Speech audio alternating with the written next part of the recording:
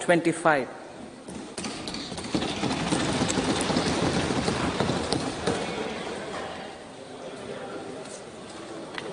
The Indian economy has witnessed profound positive transformation in the last 10 years. The people of India are looking ahead to the future with hope and optimism. With the blessings of the people, when our government, under the visionary and dynamic leadership of Honourable Prime Minister Shri Narendra Modi, assumed office in 2014, the country was facing enormous challenges.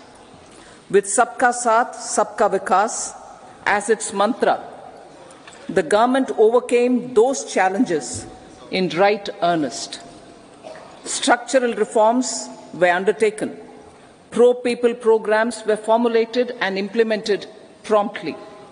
Conditions were created for more opportunities for employment and entrepreneurship. The economy got a new vigor.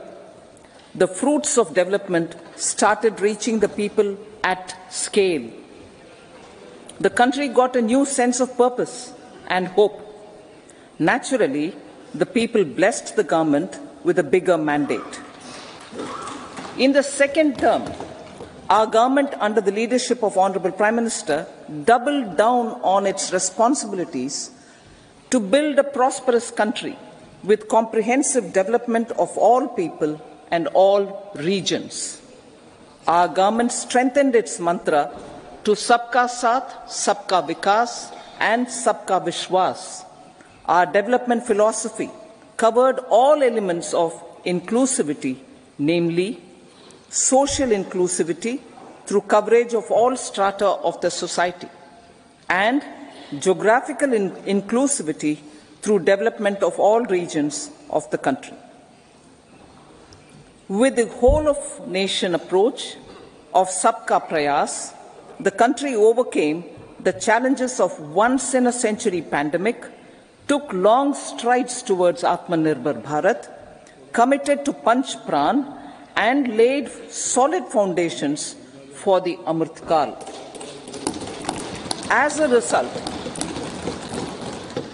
result, our young country has high aspirations, pride in its present, and hope and confidence for a bright future. We expect that our government, based on its stupendous work, will be blessed again by the people with a resounding mandate. Inclusive development and growth. Our humane and inclusive approach to development is a marked and deliberate departure from the earlier approach of provisioning up to village level. Development programs were thus provisioned. In the last 10 years, however, have targeted each and every household and individual through housing for all, Har Ghar Jal, electricity for all, cooking gas for all, bank accounts and financial services for all in record time. The worries about food have been eliminated through free ration for 80 crore people. Minimum support prices for the produce of Annadata are periodically increased appropriately. These and the provision of basic necessities have enhanced real income in the rural areas. Their economic needs could be addressed, thus spurring growth and generating jobs. Social justice. Our government is working with an approach to development that is all-round, all-pervasive and all-inclusive. Sarvangin, Sarvasparshi or Sarvasamaveshi. It covers all castes and people at all levels. We are working to make India a Vikasit Bharat by 2047. For achieving that goal, we need to improve people's capability and empower them. Previously, social justice was mostly a political slogan. For our government, social justice is an effective and necessary governance model. The saturation approach of covering all eligible people is the true and comprehensive achievement of social justice. This is secularism in action, reduces corruption, and prevents nepotism, prevents Bhai Bhatijawad. There is transparency and assurance that benefits are delivered to all eligible people. The resources are distributed fairly. All, regardless of their social standing, get access to opportunities. We are addressing systemic inequalities that had plagued our society. We focus on outcomes and not on outlays, so that the social economic transformation is achieved. As our Prime Minister firmly believes, we need to focus on 4 major castes. They are Garib, Mahilaye, Yuva and Annadata. Their needs, their aspirations and their welfare are our highest priority. The country progresses when they progress. All 4 require and receive government support in their quest to better their lives.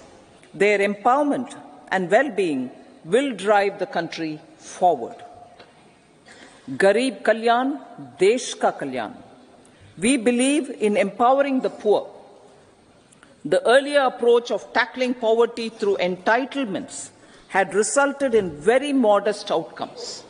When the poor became empowered partners in the development process, government's power to assist them also increases manifold. With the pursuit of Sabka Saath, in these 10 years, the government has assisted 25 crore people to get freedom from multi-dimensional poverty.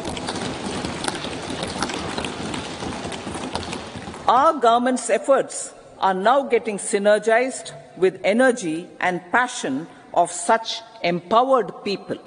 This is truly elevating them from poverty. Direct benefit transfer of 34 lakh crore rupees from the government using PM Jan Dhan accounts has led to savings of 2.7 lakh crores of rupees for the government. This savings has been realized through avoidance of leakages prevalent earlier. The savings have helped in providing more funds for Garib Kalyan. PM Swanidhi has provided credit assistance to 78 lakh street vendors. From that total of 78 lakh street vendors, 2.3 lakh have received credit for the 3rd time. PM Janman Yojana reaches out to the particularly vulnerable tribal groups who have remained outside the realm of development so far. PM Vishwakarma Yojana provides end-to-end support to artisans and craftspeople engaged in 18 trades. The schemes for empowerment of Divyangs and transgender persons reflect firm resolve of our government to leave no one behind. Welfare of Annadata. Farmers are our Annadata. Every year under PM Kisan Samman Yojana, direct financial assistance is provided to 11.8 crore farmers, including marginal and small farmers. Crop insurance is given to 4 crore farmers under PM Fasal Bima Yojana. These, besides several other programs, are assisting Annadata in producing food for the country and for the world. Electronic National Agricultural Market has integrated 1,361 mandis and is providing services to 1.8 crore farmers with trading volume of 3 lakh crores of rupees. The sector is poised for inclusive, balanced, higher growth and productivity. These are facilitated from farmer-centric policies, income support, coverage of risks through price and insurance support, promotion of technologies and innovations through startups. Empowering the Amrit PD, the Yuva. Our prosperity depends on adequately equipping and empowering the youth. The National Education Policy 2020 is ushering the transformational reforms. PM Schools for Rising India, PM Shri, are delivering quality teaching and nurturing holistic and well-rounded individuals. The Skill India mission has trained 1.4 crore youth, upskilled and reskilled 54 lakh youth, and established 3,000 new ITIs.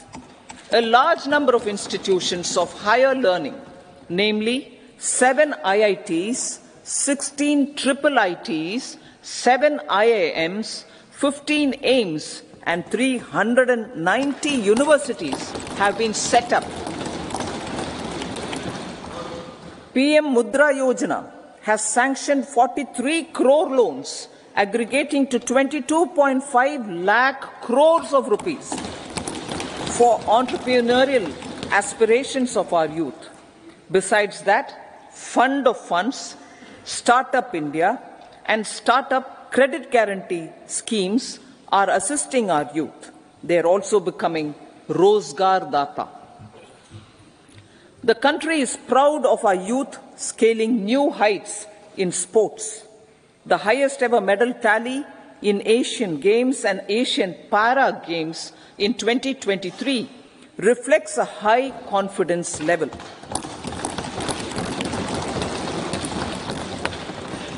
Chess prodigy and our #1 ranked player Pragyananda put up a stiff fight against the reigning world champion Magnus Carlsen in 2023. Today, India has over 80 chess grandmasters compared to little over 20 in 2010. Momentum for Nari Shakti. The empowerment of women through entrepreneurship, ease of living and dignity for them has gained momentum in these 10 years. 30 crore Mudra Yojana loans have been given to women entrepreneurs. Female enrollment in higher education has gone up by 28% in 10 years. In STEM courses, girls and women constitute 43% of enrollment, one of the highest in the world.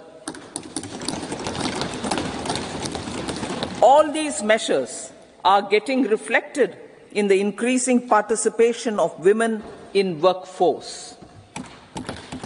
Making triple talaq illegal, reservation of 1/3 seats for women in the Lok Sabha and state assemblies, and giving over 70% houses under PM Awas Yojana in rural areas to women, and giving over 70% houses under PM Awas Yojana in rural areas to women as sole or joint owners have enhanced their dignity. Exemplary track record of governance, development and performance. Besides delivering on high growth in terms of gross domestic product, the government is equally focused on a more comprehensive GDP, that is, governance, development and performance. Our government has provided transparent, accountable, people-centric and prompt, trust-based administration with citizen-first and minimum government, maximum governance approach. The impact of all-round development is discernible in all sectors. There is macroeconomic stability, including in the external sector. Investments are robust. The economy is doing well. People are living better and earning better, with even greater aspirations for future. Average real income of the people has increased by 50%. Inflation is moderate. People are getting empowered, equipped, and enabled to pursue their aspirations. There is effective and timely delivery of programs and of large projects. Economic management. The multi-pronged economic management over the past 10 years has complemented people-centric, inclusive development. Following are some of the major elements. 1. All forms of infrastructure, physical, digital, or social, are being built in record time.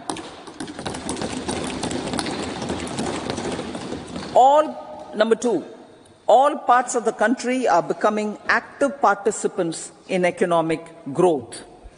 Number 3, digital public infrastructure, a new factor of production in the 21st century, is instrumental in formalization of the economy. Number 4, goods and services tax has enabled one nation, one market, one tax. Tax reforms have led to deepening and widening of tax base. Number 5, strengthening of the financial sector has helped in making savings, credit, and investments more efficient. Number 6, GIFT, IFSC, and the Unified Regulatory Authority, IFSCA, are creating a robust gateway for global capital and financial services for the economy. Number 7, proactive inflation management has helped keep inflation within the policy band. Now, the global context, Honourable Speaker, sir. Geopolitically, global affairs are becoming more complex and challenging with wars and conflicts. Globalization is being redefined with reshoring and friendshoring, disruption and fragmentation of supply chains, and competition for critical minerals and technologies. A new world order is emerging after the COVID pandemic. India assumed the G20 presidency during very difficult times for the world. The global economy was going through high inflation, high interest rates, low growth, very high public debt, low trade growth, and climate changes. The pandemic has led to a crisis of food, fertilizer, fuel, and finances for the world, while India successfully navigated its way. The country showed the way forward and built consensus on solutions for those global problems. The recently announced India-Middle East-Europe economic corridor is a strategic and economic game changer for India and others. In the words of Honourable Prime Minister, the corridor, and I quote, will become the basis of world trade for hundreds of years to come, and history will remember that this corridor was initiated on Indian soil. Unquote. Vision for Vikasit Bharat. Our vision for Vikasit Bharat is that of prosperous Bharat in harmony with nature, with modern infrastructure, and providing opportunities for all citizens and all regions to reach their potential. With confidence arising from strong and exemplary track record of performance and progress, earning Sabka Vishwas, the next 5 years will be years of unprecedented development and golden moments to realize the dream of developed India by 2047. The trinity of demography, democracy, and diversity backed by Sabka Prayas, has the potential to fulfill aspirations of every Indian. As Honourable Prime Minister in his Independence Day address to the nation mentioned, I quote, "There is no dearth of opportunities, as many opportunities as we want. The country is capable of creating more opportunities. Sky is the limit." Unquote. Strategy for Amrit Kal. Our government will adopt economic policies that foster and sustain growth, facilitate inclusive and sustainable development, improve productivity, create opportunities for all, help them enhance their capabilities, and contribute to generation of resources to power investments and fulfill aspirations. Guided by the principle, reform, perform, and transform, the government will take up next generation reforms and build consensus with the states and stakeholders for effective implementation. It is an important policy priority for our government to ensure timely and adequate finances, relevant technologies, and appropriate training for the micro, small and medium enterprises, MSMEs, to grow and also compete globally. Orienting the regulatory environment to facilitate their growth will be an important element of this policy mix. Aligning with the Panchamrit goals, our government will facilitate sustaining high and more resource-efficient economic growth. This will work towards energy security in terms of availability, accessibility, and affordability. For meeting the investment needs, our government will prepare the financial sector in terms of size, capacity, skills, and regulatory framework. Aspirational Districts Programme. Our government stands ready to assist the states in faster development of aspirational districts and blocks, including generation of ample economic opportunities. Development of the East. Our government will pay utmost attention to make the eastern region and its people a powerful driver of India's growth.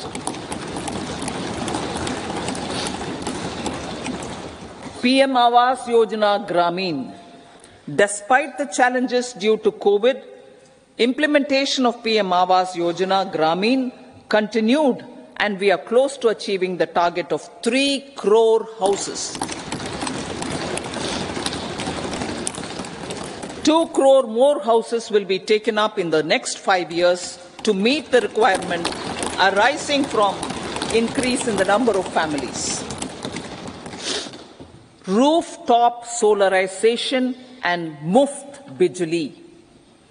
Through rooftop solarization, 1 crore households will be enabled to obtain up to 300 units free electricity every month.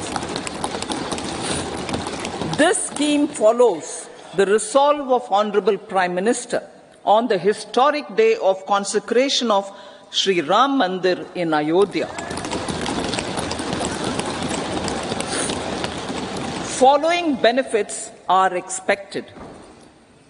Savings up to 15 to 18,000 rupees annually for households from free solar electricity and selling the surplus to the distribution companies. Charging of electric vehicles. Entrepreneurship opportunities for a large number of vendors for supply and installation. Employment opportunities for the youth with technical skills in manufacturing, installation and maintenance. Housing for middle class. Our government will launch a scheme to help deserving sections of the middle class, and I quote from Honourable Prime Minister's words, living in rented houses or slums or chawls and unauthorized colonies, unquote, to buy or build their own houses. Medical colleges. Several youth are ambitious to get qualified as doctors. They aim to serve our people through improved healthcare services. Our government plans to set up more medical colleges by utilizing the existing hospital infrastructure under various departments. A committee for this purpose will be set up to examine the issues and make relevant recommendations. Cervical cancer vaccination. Our government will encourage vaccination for girls in the age group of 9 to 14 years for prevention of cervical cancer. Maternal and child health care. Various schemes for maternal and child care will be brought under one comprehensive program for synergy in implementation. Upgradation of Anganwadi centres under Saksham Anganwadi and Poshan 2.0 will be expedited for improved nutrition delivery, early childhood care and development.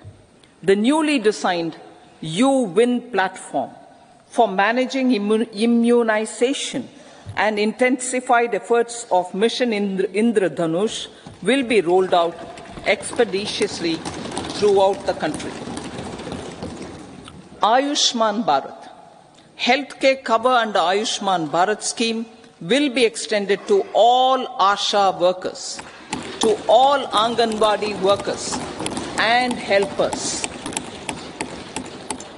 Agriculture and food processing. The efforts of value addition in agriculture sector and boosting farmers' incomes will be stepped up. Pradhan Mantri Kisan Sampada Yojana has benefited 38 lakh farmers and generated 10 lakh employment. Pradhan Mantri Formalization of Micro Food Processing Enterprises Yojana has assisted 2.4 lakh SHGs and 60,000 individuals with credit linkages. Other schemes are complementing the efforts for reducing post-harvest losses and improving productivity and incomes. For ensuring faster growth of the sector, our government will further promote private and public investment in post-harvest activities, including aggregation, modern storage, efficient supply chains, primary and secondary processing and marketing and branding. Nano DAP. After the successful adoption of nano urea, application of nano DAP on various crops will be expanded in all agroclimatic zones. Atmanirbhar Oil Seeds Abhiyan. Building on the initiative announced in 2022, a strategy will be formulated to achieve Atmanirbharta for oil seeds such as mustard, groundnut, sesame, soya bean and sunflower. This will cover research for high-yielding varieties, widespread adoption of modern farming techniques, market linkages, procurement, value addition and crop insurance. Dairy development. A comprehensive program for supporting dairy farmers will be formulated. Efforts are already on to control foot and mouth disease. India is the world's largest milk producer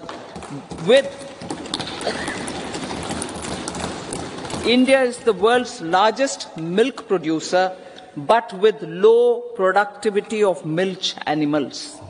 The program will be built on the success of existing schemes such as Rashtriya Gokul Mission, National Livestock Mission, and infrastructure development funds for dairy processing and animal husbandry. Matsya Sampada. It was our government which set up a separate department for fisheries, realizing the importance of assisting fishermen. This has resulted in doubling of both inland and aquaculture production. Seafood exports since 2013-14 has also doubled. Implementation of Pradhan Mantri Matsya Sampada Yojana will be stepped up to 1. Enhance aquaculture productivity from existing 3 to 5 tons per hectare. 2. Double exports to 1 lakh crore rupees, and 3. Generate 55 lakh employment opportunities in the near future. 5 integrated aqua parks will also be set up. Lakpati Didi.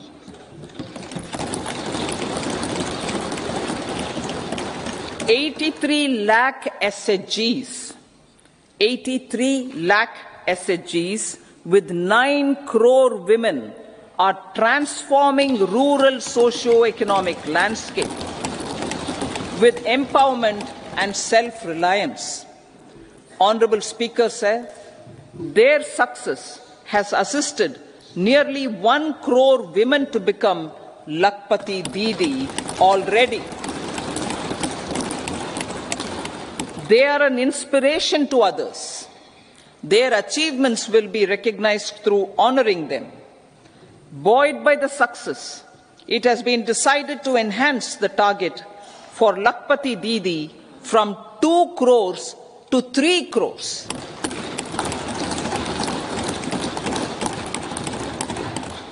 Technological changes, new age technologies and data are changing the lives of people and businesses. They are also enabling new economic opportunities and facilitating provision of high-quality services at affordable prices for all, including those at the bottom of the pyramid. Opportunities for India at the global level are expanding. India is showing solutions through innovation and entrepreneurship of its people. Research and innovation for catalyzing growth, employment and development. Prime Minister Shastri, Prime Minister Lal Bahadur Shastri gave the slogan of Jai Jawan, Jai Kisan. Prime Minister Vajpayee, Atal Bihari Vajpayee ji, made that Jai Jawan, Jai Kisan, Jai Vigyan. Prime Minister Modi has furthered that to Jai Jawan, Jai Kisan, Jai Vigyan and Jai Anusandhan,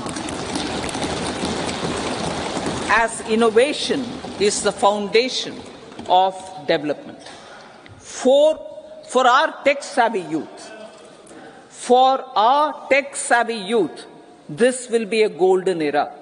A corpus of 1 lakh crore rupees will be established with 50-year interest-free loan provided. The corpus will provide long-term financing or refinancing with long tenors and low and or nil. I repeat that sentence. The corpus will provide long-term financing or refinancing with long tenors and low or nil interest rates. This will encourage the private sector to scale up research and innovation significantly in sunrise domains. We need to have programs that combine the powers of our youth and technology. A new scheme will be launched for strengthening deep tech technologies for defense purposes and expediting Atmanirbharta. Infrastructure development. Building on the massive tripling of the capital expenditure outlay in the past 4 years, resulting in huge multiplier impact on economic growth and employment creation, the outlay for the next year is being increased by 11.1% to 11,111 crore rupees. This would be 3.4% of our GDP. Railways. 3 major economic railway corridor programs will be implemented. These are energy, mineral and cement corridor. Number 2, port connectivity corridors And number 3, high traffic density corridors. The projects have been identified under the PM Gati Shakti for enabling multimodal connectivity. They will improve logistics efficiency and reduce cost. The resultant decongestion of the high traffic corridors will also help in improving operations of passenger trains, resulting in safety and higher travel speed for passengers. Together with dedicated freight corridors, these 3 economic corridor programs will accelerate our GDP growth and reduce logistic costs.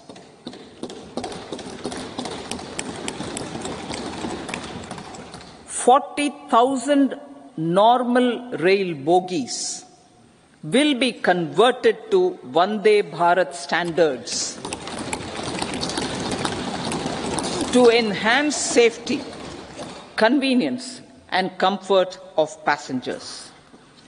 Aviation sector. The aviation sector has been galvanized in the past 10 years. Number of airports have doubled to 149.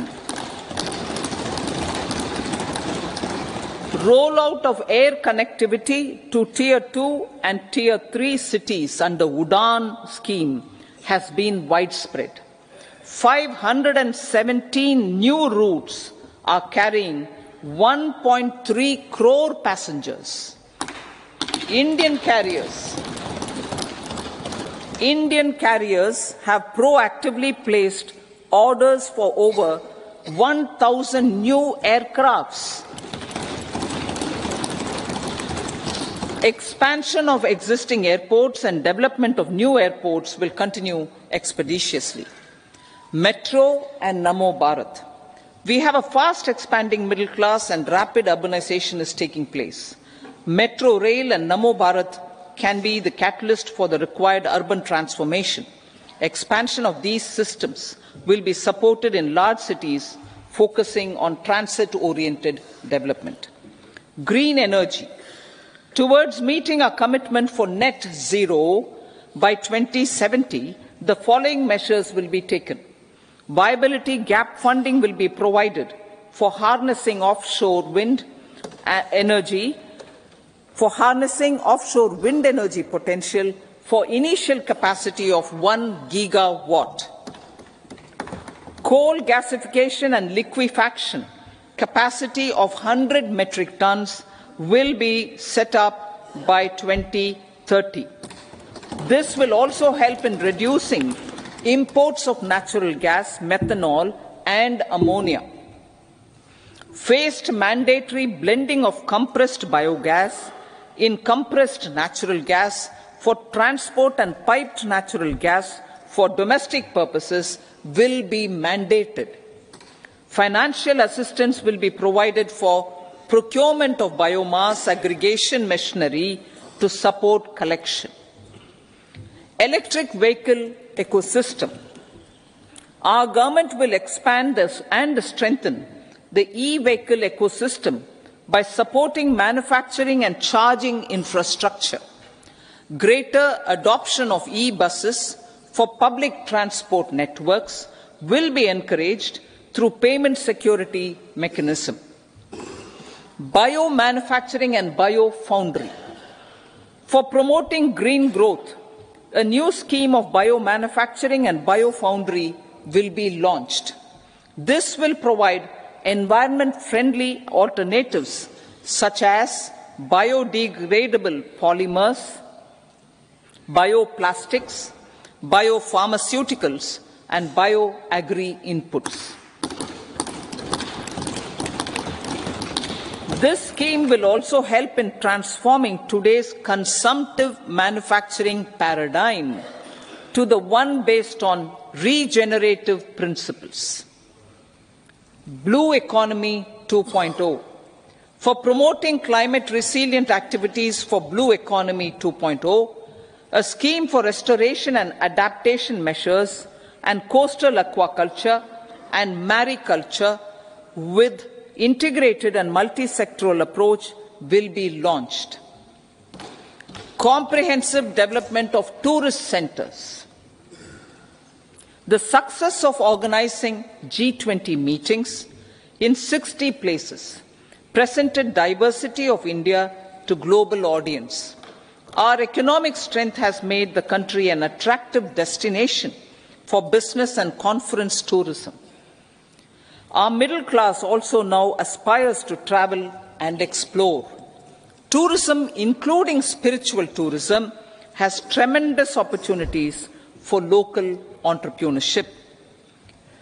States will be encouraged to take up comprehensive development of iconic tourist centers, branding and marketing them at global scale.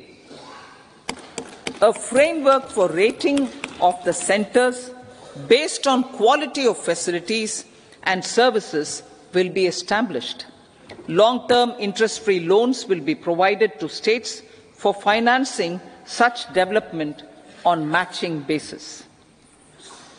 To address the emerging fervour for domestic tourism, Honourable Speaker, sir, projects for port connectivity, tourism infrastructure and amenities will be taken up on our islands, including Lakshadweep.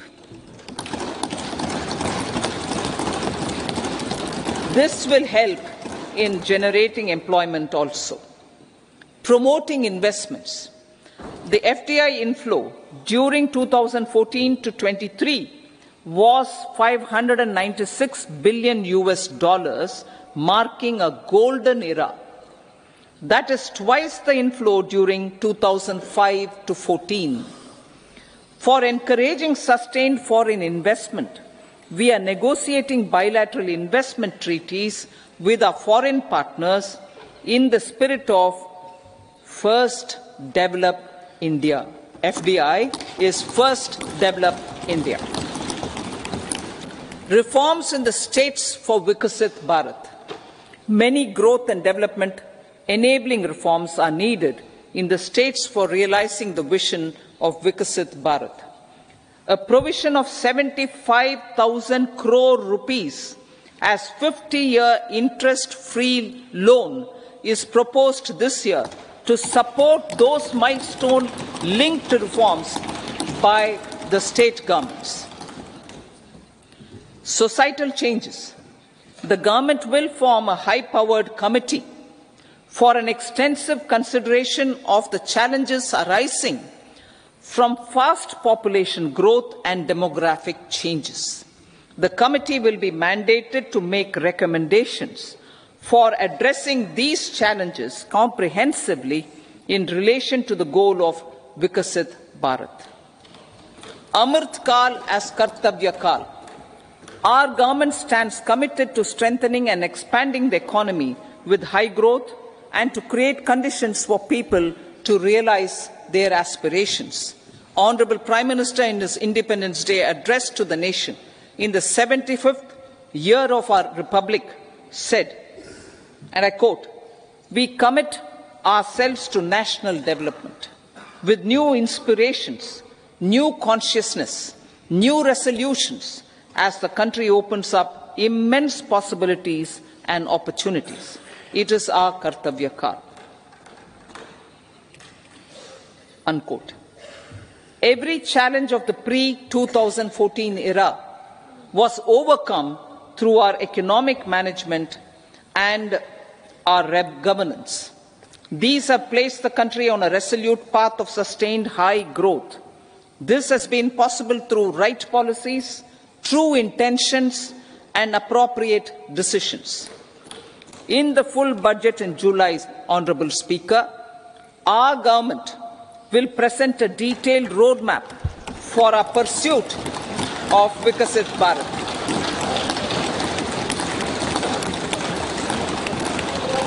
Revised estimates. Revised estimates of 2023-24. The revised estimate of the total receipts other than borrowings is 27.56 lakh crores of rupees, of which the tax receipts are 23.24 lakh crore rupees. The revised estimate of total expenditure is 44.90 lakh crore rupees. The revenue receipts at 30.03 lakh crore rupees are expected to be higher than the budget estimate, reflecting strong growth momentum and formalization in the economy. The revised estimate of the fiscal deficit is 5.8% of GDP, improving on the budget estimate, notwithstanding moderation in the nominal growth estimates. Budget estimates for 2024-25. Coming to the year 2024-25, the total receipts other than borrowings and total expenditure are estimated at 30.80 and 47.66 lakh crore rupees respectively. The tax receipts are estimated at 26.02 lakh crore rupees. The scheme of 50-year interest-free loan for capital expenditure to states will be continued this year with an outlay of 1.3 lakh crore rupees. We continue on the path of fiscal consolidation, as announced in my budget speech of 2021-22, to reduce fiscal deficit below 4.5% by 25-26.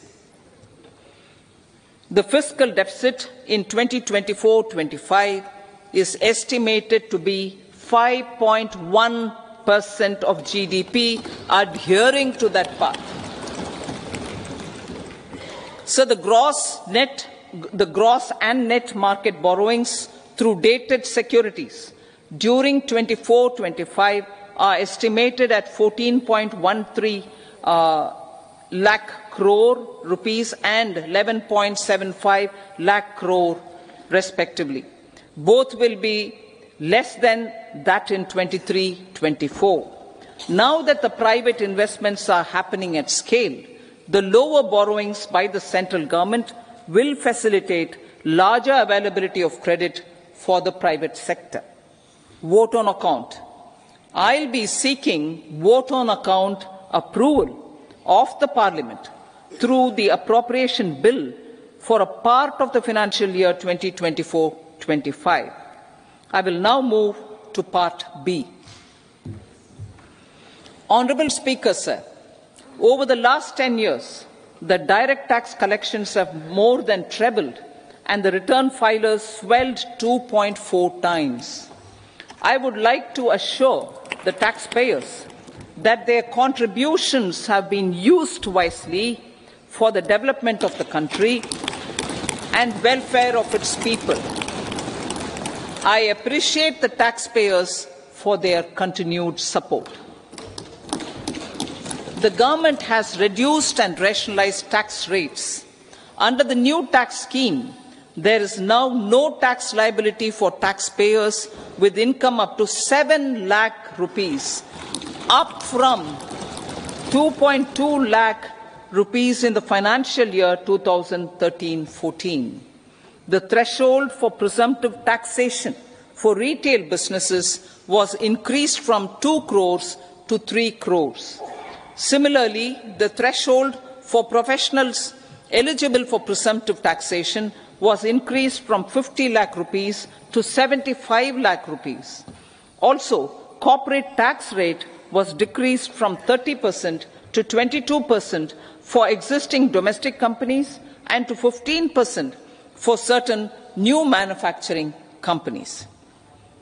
Honourable Speaker, sir, in the last 5 years, our focus has been to improve taxpayer services. The age-old jurisdiction-based assessment system was transformed with the introduction of faceless assessment and appeal, thereby imparting greater efficiency, transparency and accountability. Introduction of updated income tax returns, a new Form 26AS and pre-filling of tax returns have made filing of tax returns simpler and easier. Average processing time of returns has been reduced from 93 days in the year 2013-14 to a mere 10 days this year, thereby making refunds faster. Indirect taxation. By unifying the highly fragmented indirect tax regime in India, the GST has reduced the compliance burden on trade and industry. The industry has acknowledged the benefits of GST.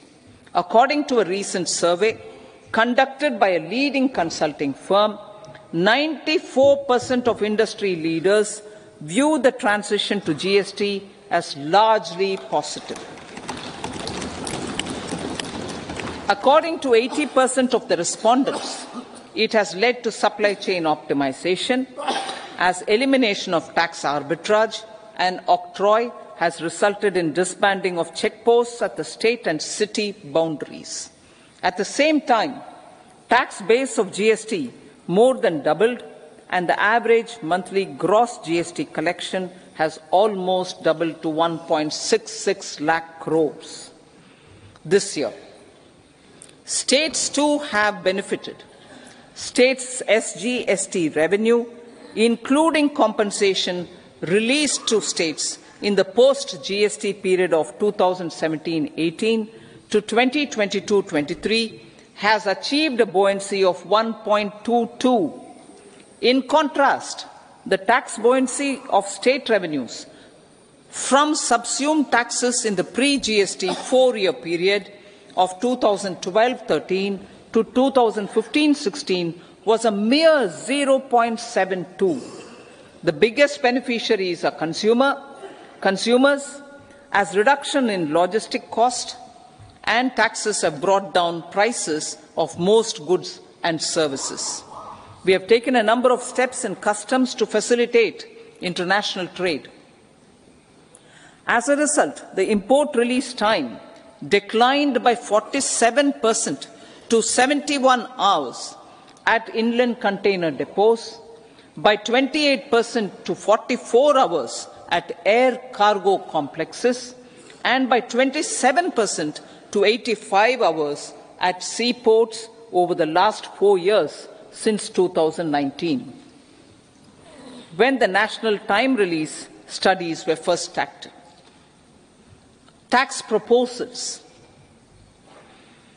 As for tax proposals, in keeping with the convention, I do not propose to make any changes relating to taxation and propose to retain the same tax rates for direct and indirect taxes, including import duties. However, certain tax benefits to startups and investments made by sovereign wealth or pension funds, as also tax exemption on certain income of some IFSC units, are expiring on 31/3/2024. To provide continuity in taxation, I propose to extend the date to 31/3/2025. Moreover, in line with the government's vision to improve ease of living and ease of doing business, I wish to make an announcement to improve taxpayers' services.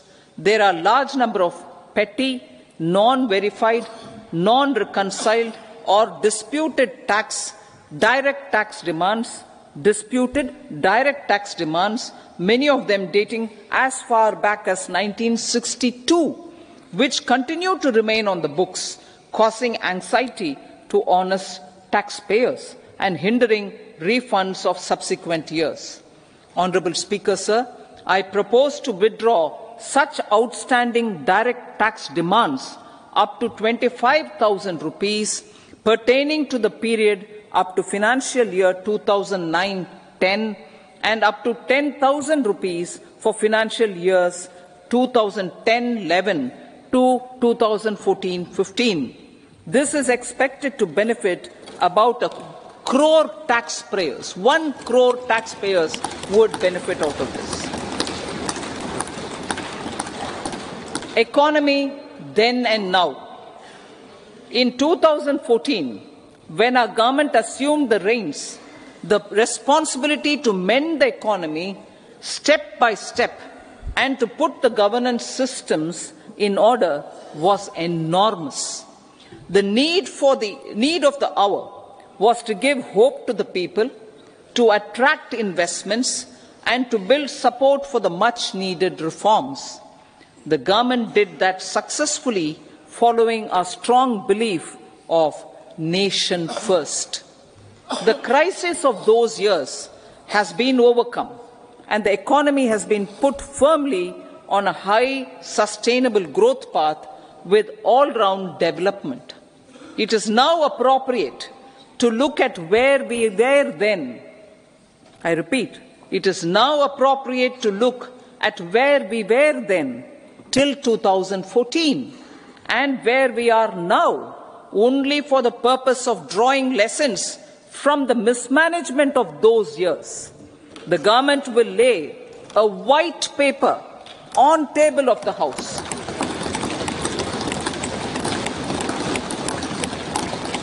The exemplary track record of governance, development and performance, effective delivery and Jan Kalyan has given the government trust, confidence and blessings of the people to realize whatever it takes.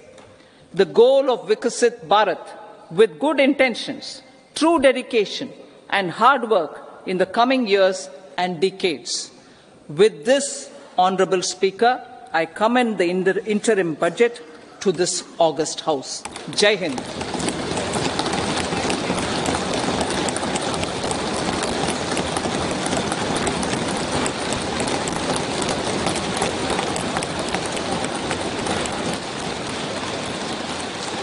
Item number 2 Shrimati Nirmala Sitharaman जी।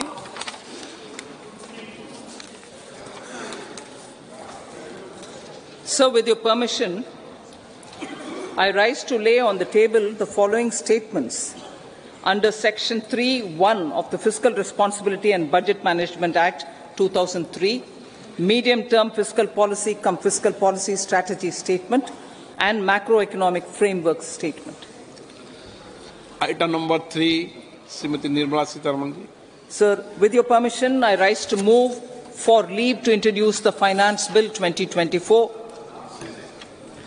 प्रश्न ये है कि विधेयक को पुनर्स्थापित करने की अनुमति प्रदान की जाए। जो सदस्य इसके पक्ष में हाँ कहें, जो सदस्य विरोध में ना कहें। मेरे विचार में निर्णय हाँ वालों के पक्ष हुआ, हाँ वालों के पक्ष हुआ। माननीय मंत्री जी विधेयक को पुनर्स्थापित करें। So I introduce